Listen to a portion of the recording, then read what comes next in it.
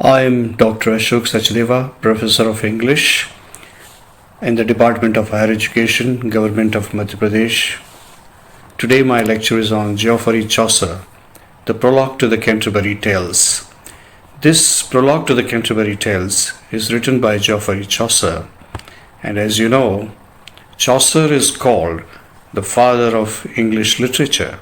He is also called the father of English poetry. He is a very interesting author to read, and this is the author who found English brick but left it marble. Chaucer belongs to the 14th century England, and the period in which he lived was 1340 to 1400.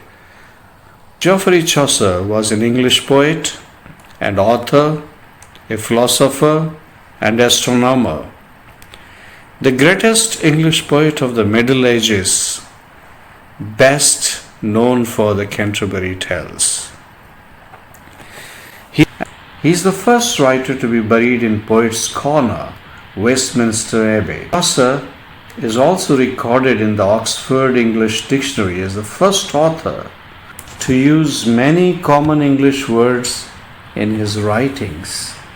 Actually, most of the words that Chaucer used have nowadays become the commonplace words in English. And they are very interesting to note that many of such modern words have their origin in Chaucer's writing. Chaucer wrote in continental accentual syllabic meter, a style of 12th century as alliterative Anglo-Saxon meter. You can see that Chaucer is a modern poet because we can see the base of modern English in Chaucer, and he is rightly held as father of English literature. In 12th century, alliterative Anglo-Saxon meter is also very remarkable in the sense that Chaucer, he was the inventor of metrical poetry. Chaucer is known for metrical innovation, and he invented the rhyme royal, which is characteristic to his style. He is the first English poet to use the 5-stress line, or decasyllabic cousin to the iambic pentameter, into rhyming couplets, as in his The Legend of Good Women, which is his work. It became standard poetic forms in English, as a satire is also a humorous device in the Reeve's Tale. So we can see that Chaucer is known for this extraordinary innovation in literature by inventing this rhyme royal. And we can see that he used these 5 stress lines for the first time. Chaucer is the source of the English vernacular tradition as well.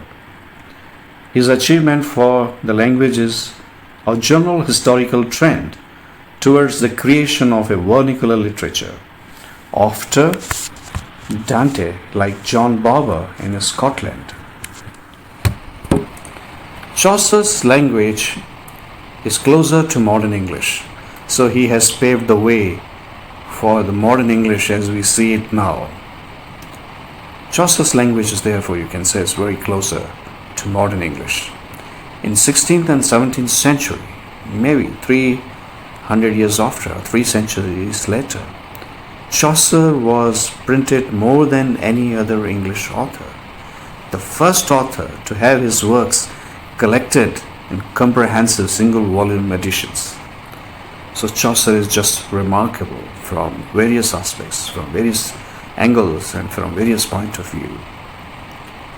Chaucer is the source of English vernacular tradition, as I told you. And to reiterate the same thing, Chaucer's language is much closer to modern English. And also, Chaucer has been printed a number of times, more than any other English author. Let's go to the Chaucer's brief profile. Who is Geoffrey Chaucer? What he is, and how was his life? What about his life and works? And what makes him so prominent writer and trend center? Number one, he was a bureaucrat.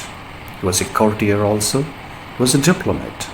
And he was a member of parliament, working for the king from 1389 to 1391 as a clerk of the king's works. His works are the Book of the Duchess, the House of Fame, the Legend of Good Women, and Troilus and Cressida. These are some of the important works, but of course, the Canterbury Tales is unmatchable. What is so special about Geoffrey Chaucer? He legitimized the literary use of Middle English, and he could make it standardized, the London dialect of the Middle English language, from a combination of the Kentish and Midland dialects. So this was a brief Chaucer's profile as a bureaucrat, courtier, diplomat, and member of parliament, and that he worked in the king's court, and the various works are attributed to him. And now Chaucer, in 1359, there was 100 Years' War. Edward III invaded France, and Chaucer had to travel with Duke of Clarence, who was Elizabeth's husband, as a part of the English army. In 1360, he was captured during the siege of Reims. Edward paid £16 for his ransom, and Chaucer was released. Now these £16, if we calculate now, it amounts to roughly about £1,200 currently. He traveled in France, Spain, Flanders on a pilgrimage to Santiago de Compostela. Around 1366, Chaucer married Philippa de Riot. She was a lady-in-waiting to Edward III's queen, Philippa of Hainault, and a sister of Catherine Swynford, who later, say in 1396, became the third wife of John of Gaunt. So this was a brief profile.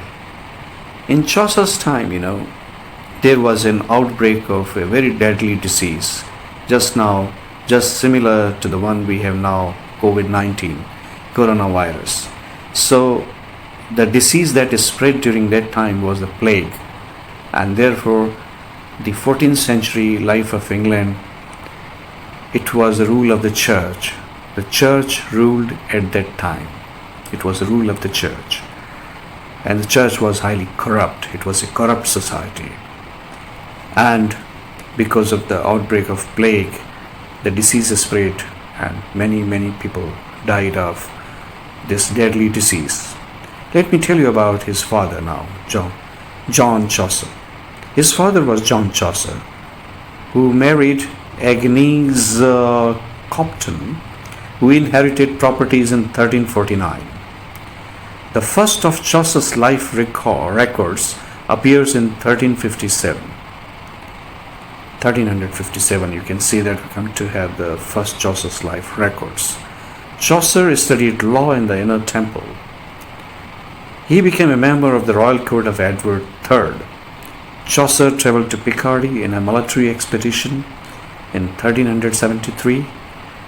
He visited Genoa and Florence and came into contact with Petrarch or Boccaccio.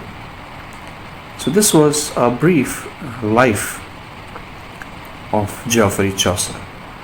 To tell you more about Chaucer, all these things introduced him to medieval Italian poetry.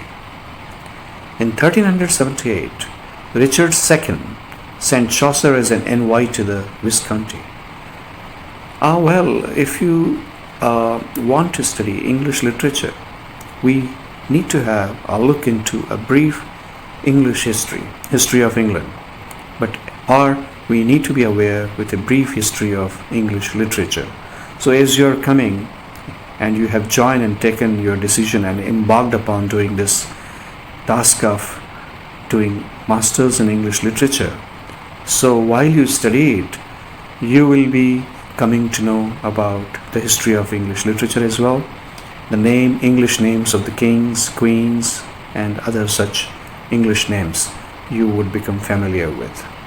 In 1378, Richard II sent Chaucer as an envoy to the Visconti. When Edward III granted Chaucer a gallon of wine daily for the rest of his life, given on a day of celebration, St. George's Day, 1374, when artistic endeavors were traditionally rewarded, stipend or grant till Richard II came in 18th April 1378. I would like to mention one important point here. William Shakespeare, you might have heard this name, the greatest dramatist of the world, greatest dramatist and a poet. And William Shakespeare has written tragedies, comedies, history plays, romances, tragi-comedies, and whatnot. Among the history plays of Shakespeare, we have Richard II and Richard III as well. He has written about Richard II, full complete play, which you might have in the course in the coming semesters. So Chaucer was associated in this way with Richard II, as we can see. So it's a very interesting story, that a gallon of wine daily for the rest of his life, maybe because of his the avocation about his the artistic endeavors, about his art of writing, about his creative writing, so that he was getting this stipend. To tell you more about his life, later on he became a comptroller of the customs for the Port of London, which he began on 8 June 1374. After this, he was Commissioner of Peace for Kent. Kent is a place in England, and it is to the south of London, and therefore he was Commissioner of Peace there. Very important positions he held. On 12 July 1389, Chaucer was appointed the Clerk of the King's as a foreman in building projects to conduct repairs on Westminster Palace, George's Chapel, Windsor Castle, Tower of London, and for a tournament held in 1390. So you can see that in the repair of these building projects, he had contributed a lot. These places are still there, and they are the glorious places of London nowadays. So you know how much he earned by doing this? It paid well. He got a very handsome payment for that, and that was 2 shillings per day, and that was a very handsome amount that he got.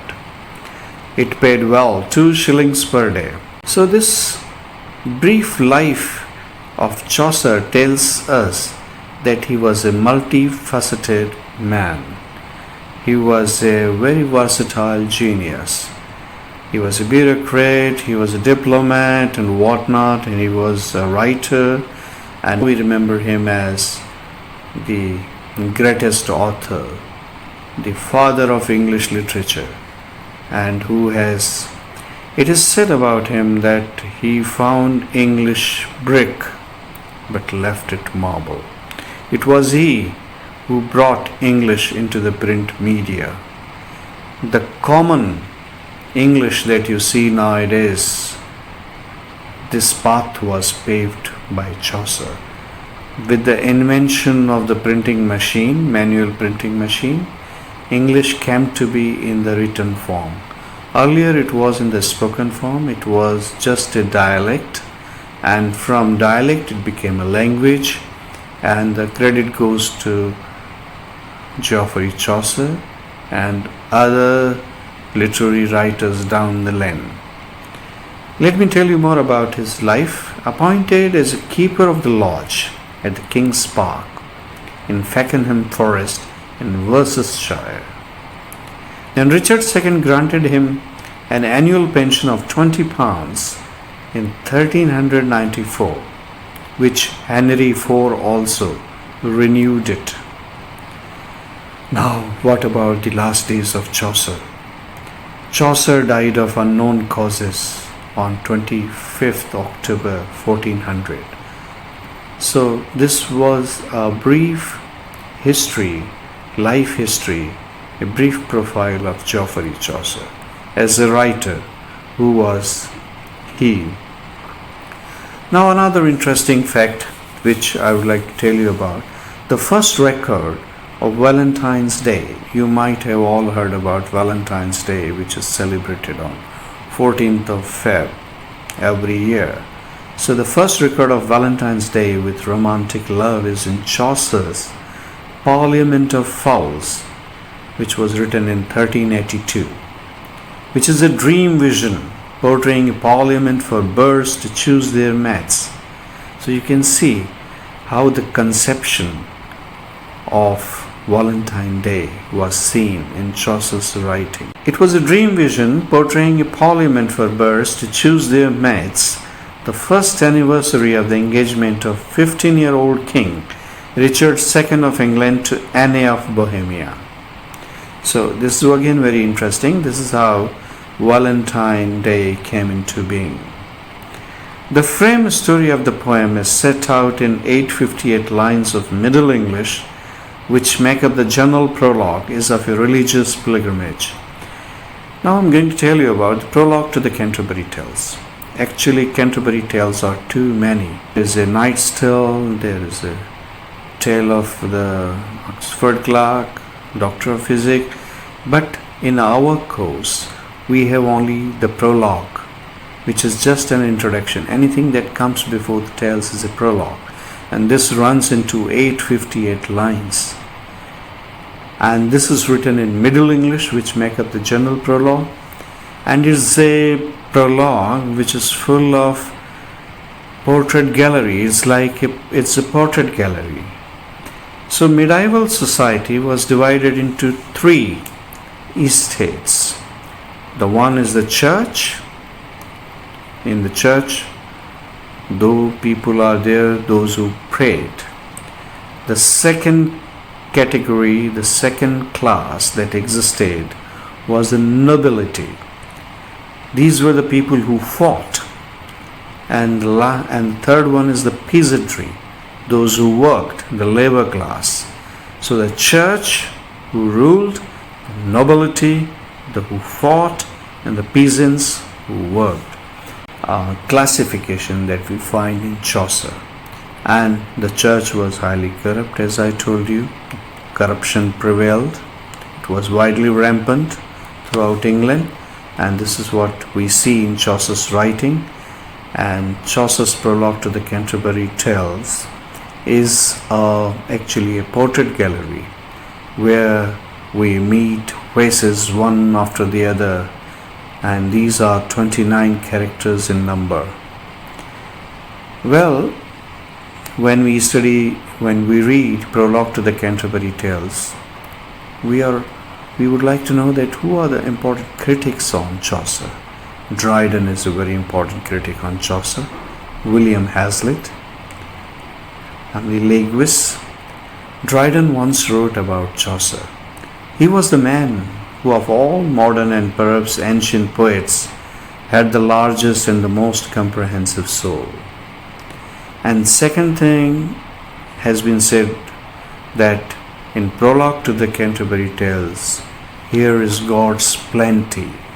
Here is God's plenty means Prologue to the Canterbury Tales is full of people, full of life people. Each one is a representative of his own class. It's a highly populated world and interesting characters that please us, and therefore we can see that Dryden, William Hazlitt, Emily Lewis, and this comment of Dryden is very important. And here is God's plenty is a very celebrated remark, oft quoted. What are the characteristics of Chaucer's poetry?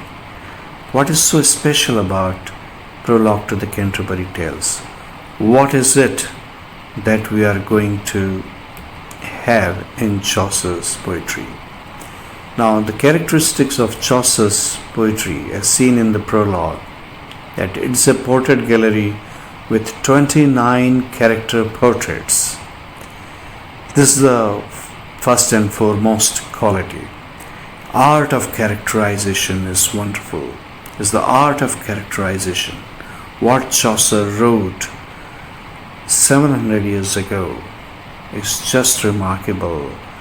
The character paintings, the portrayal, he had painted the characters, he's delineated the characters with such deftly masterliness and with such finesse, with such perfection, that even we can call him a modern writer.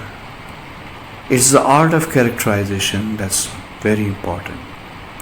Another quality of Chaucer's poetry is humor. He creates humor, and humor is healthy. It's a genial humor that one should laugh at one's own expense. He laughs at his own expense. Another is irony. Humor, irony, and satire. All the humor and laughter, irony and satire, they all go cheek by jowl. They all go hand in hand. And this is why the poetry of Chaucer is full of such elements: humor and laughter, irony and satire, and we almost laugh with each and every line of Chaucer. And one more quality is that it is the liquidity of expression and fluidity of movement. As you read the prologue, it's just like smooth flow of a river in terms of the language, in terms of expression, in terms of versatility, in terms of movement.